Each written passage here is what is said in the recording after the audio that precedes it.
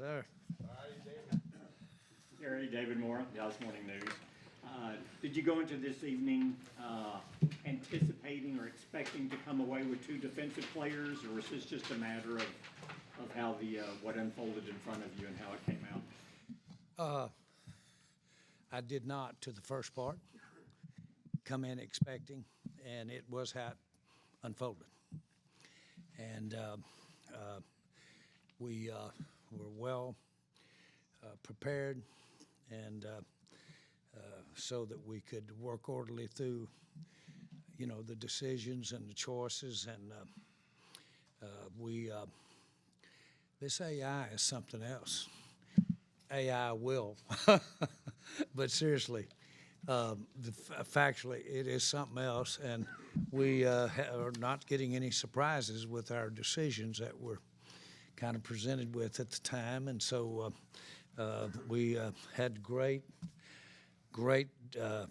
debate, great time to talk through, weigh all of our picks relative to other people on the board, relative to a trade. It was almost the old adage that when you really get the great players, it all slows down, and it's kind of in slow motion as it's coming through. So our preparation made these decisions, feel as good about these as I've ever been involved in a draft. Todd. Stephen Todd Archer with ESPN. You tell us that player acquisitions 24/7, 365 with what you've not been able to add so far on offense.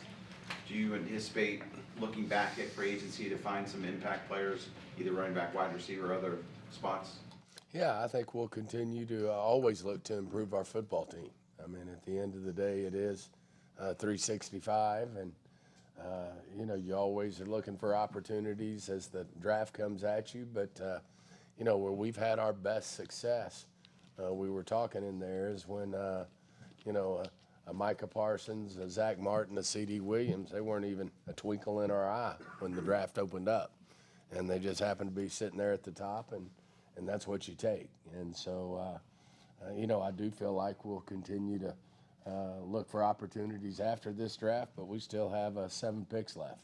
And I know as you go down, they're not as, obvious that you're going to check a box and fill a need because they're more, they have more holes in them as you go deeper in the draft, or they wouldn't still be on the board. But we've made a lot of top-end 4th-round picks, 5th-round picks, 6th round, 7th round over the years that have gone on to be good players for us. So we'll continue to see where that takes us, and feel good about what we're doing so far, and look forward to finishing the draft and doing a hell of a job with our remaining picks, and then we'll see what we do after that.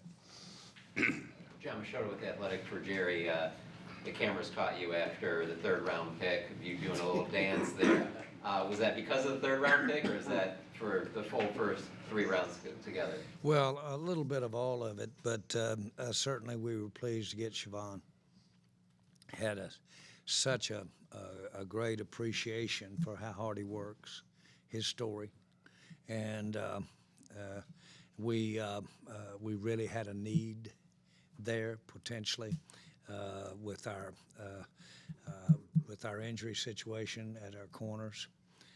Plus, he brings something to the table if they weren't injured, as far as making our secondary what we want it to be. But I was listening, and they were talking about what he was as a player. I was listening to Saban talk about what he was as a player and how much he appreciated him. And again, all of that came together right there and got him. I do want to mention, while I'm answering that question, that I see we don't have a 4th pick because of Mingo. That is the Mingo pick. Well, Mingo's 4.39. Mingo was our 2nd pick in the draft. We had him rated 2nd in the draft 2 years ago. So we think we've done a pretty good job of picking Mingo right there as well. What's all that got to do with it? The thing that I saw was a relative picking players that really fit, not need, I'm not going to say it was need, but really fit to the leadership and to the ethos of what we would like to have be able to claim. That was Schotty's first class. And I'm telling you, these guys, those 3 picks that we've made right there, their makeup, to have that in Schottenheimer's first class will set a tone in terms of what's to go. And it happens, it's there, and we're going to talk about it too, because these are guys that are really the type of people that you want on the team and lead. I'm going to say it again. These guys have that Michael Irvin stuff relative to leadership. And these guys are working to make everybody better. And that was a common thread among those 3 picks. Calvin Watkins, Dallas Morning News. What are your medical people saying about your cornerback in terms of when he'll be ready to go? By the end of, were you asking me? Yes, sir. Okay, that's a big question for me, because one of our needs is, because we've got a couple of medicals out there. Okay, so how does that fit? This is the best medical we got about being ready. In other words, he's better than the guys that we're counting on being ready that we've got on an injury situation. Feel good about it. Feel very good about it. I think we'll start on PUP, but, you know, we'll get him in here and see where he is. I mean, Dr. Cooper did the surgery, and, you know, they feel optimistic. This kid's very motivated. This man's very motivated. And, you know, there's obviously an opportunity here. He's young, that he exceeds expectations and, you know, start to practice up during the process of training camp, but we also know it could be later than that. What do you think about his story? He was at JUCO, he worked at Amazon, just how he came, he passed on some big-time schools. That's what I'm talking about. You add that to Donovan's particular story. You add that to Tyler's story. And boy, I'm telling you right now, if Schottenheimer attracts these kinds of character, which are really leadership type character, as well as work ethic. If I don't know if he's brought that to the table, we need to bottle it up. But really, that's the point. I can't think of a better way to define these top 3 players that we have of, boy, these are the kind of people you want to be around if you're trying to play football. Nick Harris, forward Star Telegram. What was it about Donovan Ezeiruaku that you guys fell in love with to pick him up? Rush the passer and get sacks. He's very explosive, bending around the corner.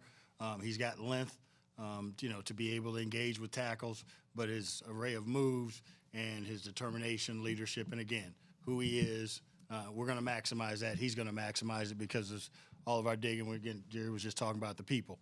He wants to be the best of the best, and he's going to do that, and he's going to bring others with him. So he's got skill plus that drive. Did Steve Shimko help out at all in that process with him? Yeah, he knew him. You know, that was an additional layer of knowing the person. Yeah, he had to block him every day in practice. Yeah. And he talked about how difficult that was. Now, that's very helpful, actually. And then just looking at the board, the running back position, 2nd year in a row, you guys are going into day 3. Without that, why are you comfortable doing that right now? I'll say because of those 3 we got. They beat out the backs that were there. And I mean that, they did. And we had either or decisions to make there. And so that's why that I'm comfortable, is I'd rather have those 3 than the backs that we went through. Thing I would add too is, you know, we're very pleased with what we did in free agency with the 2 backs that we signed. And so it allows you to be a little more aggressive in terms of not just feeling like you need to push forward to take one. And so like the 2 we have, but this draft class is deep, so we're not done yet. It is a deep draft of running backs, and we feel like that. Feel comfortable where the depth is and what we added with that. There are some running backs in the NFL come from every round. I mean, if you look, every round, there's free agents, whatever, and we have to do our job and find the right ones, but there's a lot of depth in this draft. Joe. Joe Joe Hoyt, DLS Sports. Brian, Jerry was talking about the common threads between these three guys. You're obviously known as someone who communicates what you want. How did you go about communicating that this thread that ties all these guys together is what you wanted in your first draft class? Well, I don't think it was just me. I think, we've talked about these guys for the last 3 weeks. I think when we started the conversation out, it was important for us to all make sure we were on the same page, which we were, that the football character, the football instincts, the competitive spirit were things that we were all looking for. But again, I think we've got outstanding football players that just happen to have incredible intangibles and leadership, and it goes a long way. Some of the best players I've ever been around, LaDainian Tomlinson, Drew Brees, they weren't just great football players. They were great people. They were great leadership. I love hearing Jerry and Stephen talk about some of the former players, the Michael Irvin stories, and how they impact other people. And so it was one part of the process, but we started this with the football character piece and listening to the scouts that have been in the school and talking to the coaches and the people that have been around them. And all three of these guys check a box in multiple categories, not just the leadership and the character, but, Donovan's an incredible pass rusher. His get off and twitch, his ability to bend a corner is amazing. We love adding him to the mix. And then, Shavon, how do you not like a corner with size, speed, and length that in his free time worked at Amazon? They're all guys from an offensive mind. You look at it and you say, okay, that creates a problem because you got to block him. And then you don't want to throw over there into the boundary because he's so long and, it's hard to get the ball completed over there. Schotty's a young coach. First-time coach, not a young coach. And, of course, he's been in there for 30 years. These three guys are going to help him coach. They will be helping him. They can help see around, help impact the team and do the coaching for him. And he'll have them right now, right as they walk in. And he can show them how much they mean to him for helping him coach. I've seen that work before. I've seen Michael get thanked by coaches for how much he helped motivate and focus other players. And I've seen coaches thank him for that. So these guys are influencers with their work ethic and with their understanding of, what's the word for it today? Woke. Seriously, what is that? What is that? That's having some good instinct. That's looking ahead. That's understanding. That's caring when maybe others don't. Some woke. Okay? And these guys, all of them, really, they've demonstrated that they've got the ability to not only feel it, but use it to help their team. Tommy Arch, Cowboys.com. Will, similar to yesterday, how do you feel like looking at how other teams finished out the rounds the board sets up for you on a day where you and your staff have found a lot of success in the past?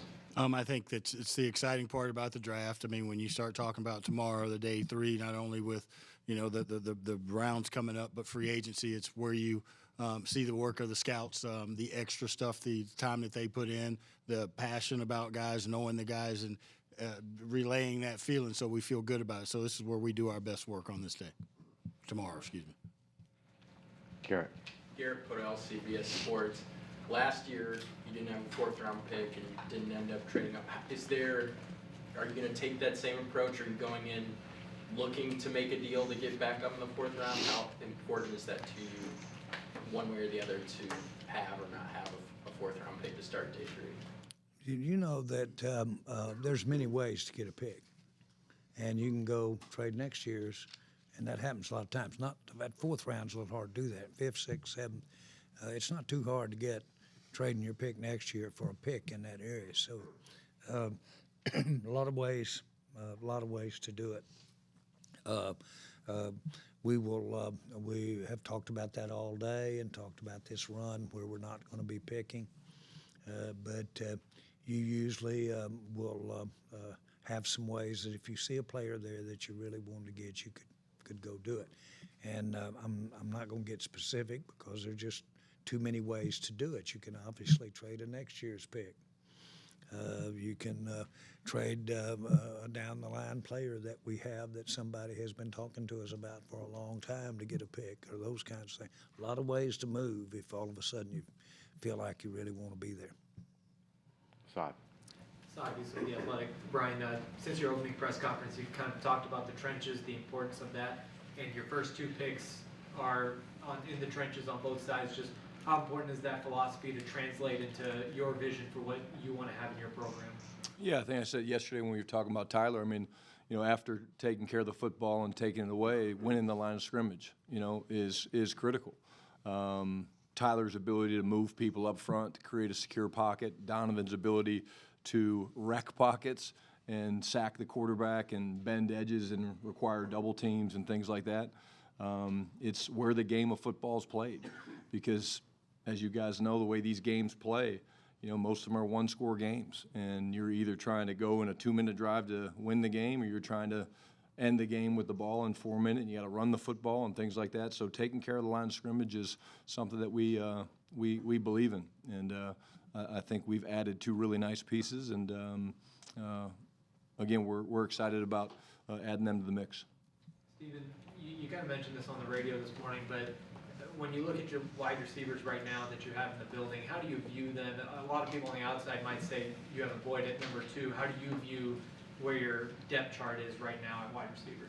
Well, I would start with, and Shotty probably wants to chip in here better than me, but I would start with Mingo and guys like Jalen Tolbert and, the whole crew, Flournoy, and, those guys have potential to be a 2, but they're not there yet.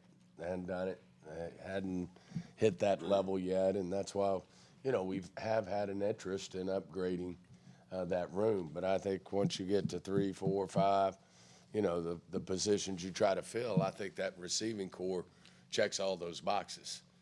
It's just, will one of those guys, like Jerry said, Mingo, we had in the top of the 2nd round, does he ultimately achieve that?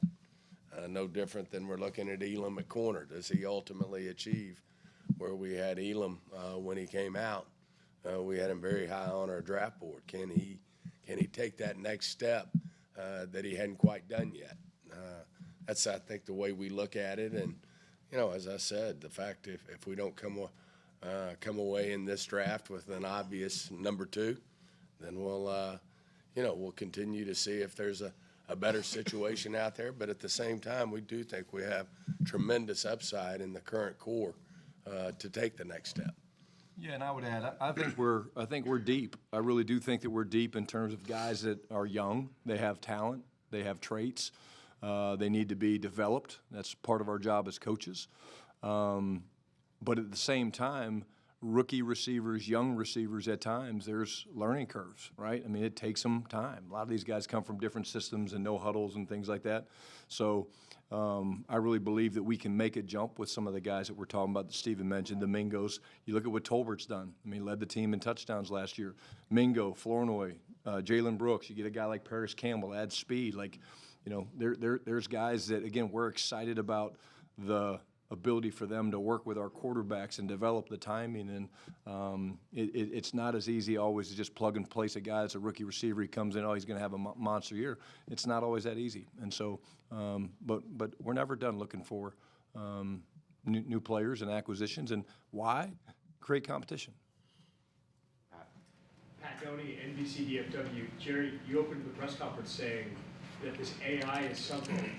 Is that new, and what kind of role has that played in your draft process here this year? Well, the concept that we have used today's technology to really expand our combinations of what happens, and we're at an all-time high. And it was amazing with the technology that Will and our group have developed. But we basically are getting no surprises on some of the most wildest speculation of what if you did this, what if you did that, where you would be. Well, when we get there, there are those guys that are there. In other words, if you pass on this guy who's going to be there, if you took the extra pick, who's going to be down there one round later, who's going to be there 2 rounds later. So without getting in the detail of it, it's been very helpful. It's very helpful. I'm not so sure that it falls under the definition of AI. I'm really not. But I will tell you this, it is a far cry from where it was 30 years ago in terms of really seeing a lot of data and a lot of really important information. I will say this, along the lines, I found myself in this draft really looking at, when we look at whether it's a running back, receiver, whether it's a corner, I do look at the risks that you have there, and then I look at where we are with the risks of a Mingo, what his risks are there. And Mingo's 4'3", he's a big receiver. We had him in the second round and what have you. Well, the chances of him, because we're new to Mingo and he's new to us with Mingo. I'm just using him as an example. Well, frankly, the odds of that receiver and Mingo being what we want them to be, or Mingo's are better, then maybe we ought to go over here and get this corner, because we don't like that odds up against what we've got in-house there. So that combination of thing goes on all the time. And I would have thought there might be a receiver there rather than a corner. If you had talked to me this morning, a receiver rather than the corner, I would have thought rather than the defensive end, there might have been a receiver when we walked in this morning.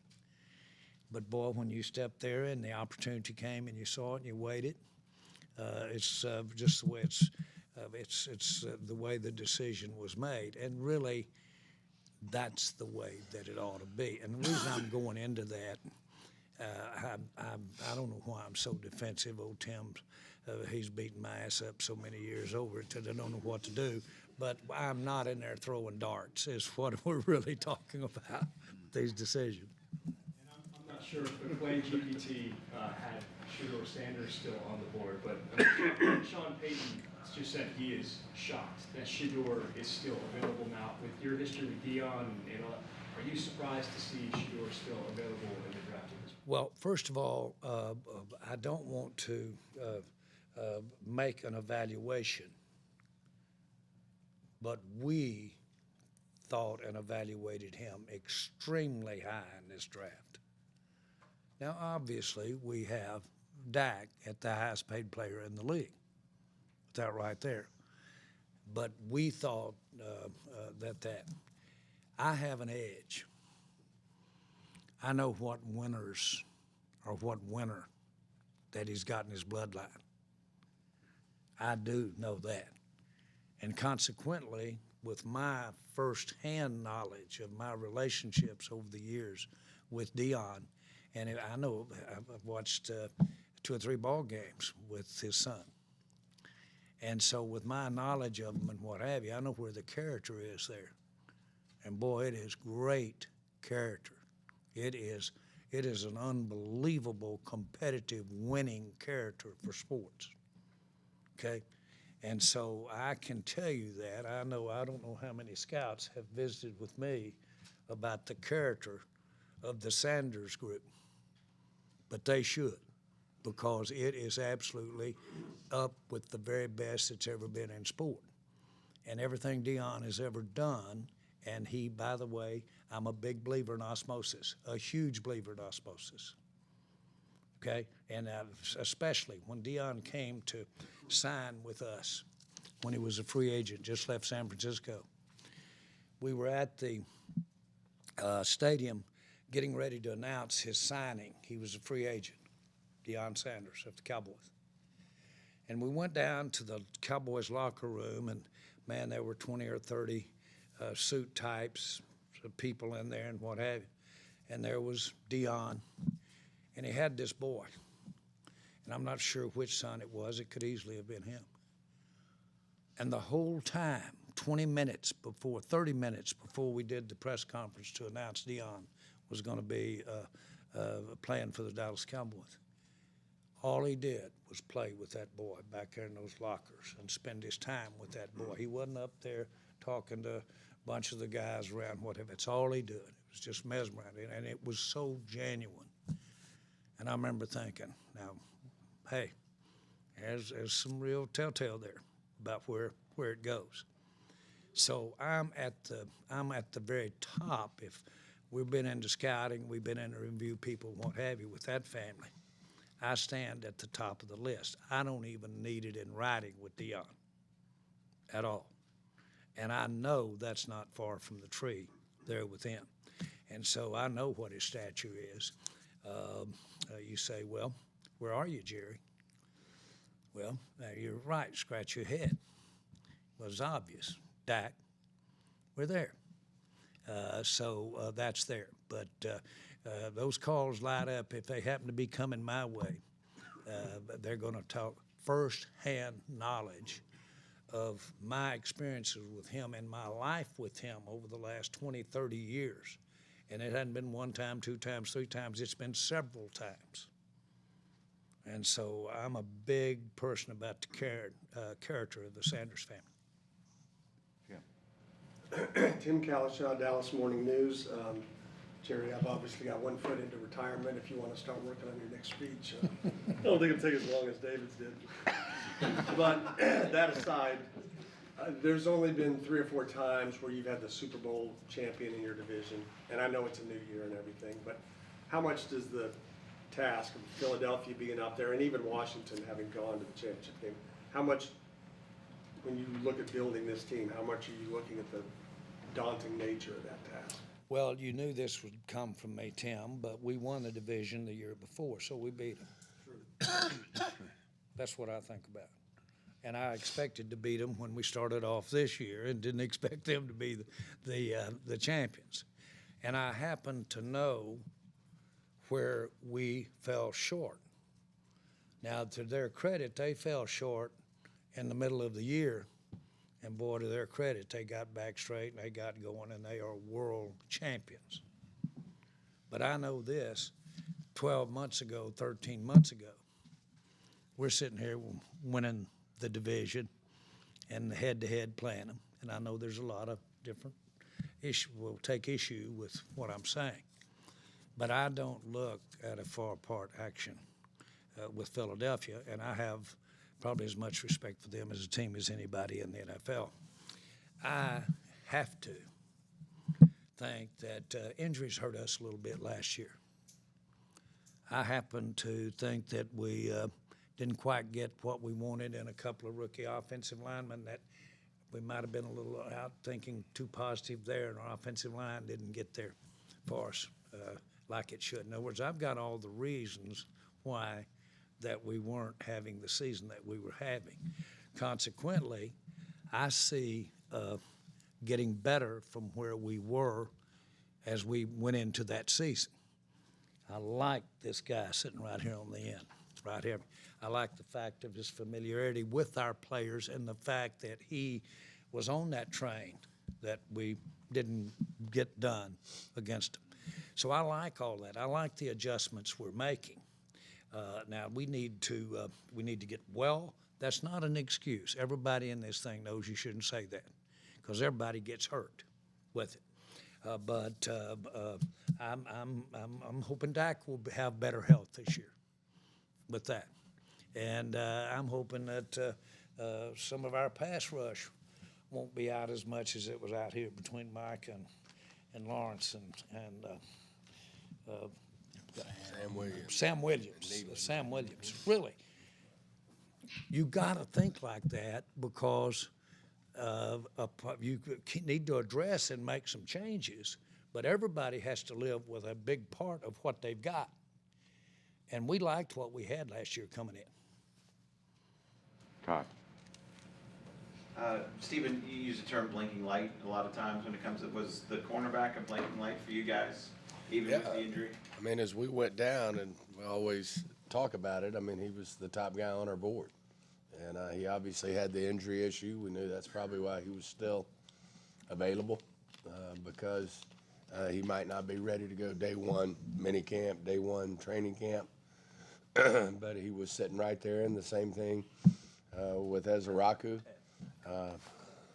Same thing with Ezeiruaku. He was, one of those guys that, we weren't necessarily thinking we were going to go after a pass rusher in this draft, but you get a guy like that sitting there with his production, and you're very, it was obvious that that was the right thing to do. And after you just went through, I think Jerry mentioned, we ended up with 4 or 5 of our top guys, pass rushers, on injured reserve last year that didn't play for us at points in time. Then you can never have enough of those guys.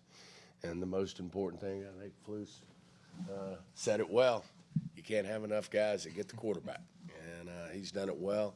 He's done it at a high level. We had a lot of good insight with Shimko with him. And so both those guys really stood out. And obviously we've got some challenges at corner with the injuries. And I think they both made a lot of sense for us.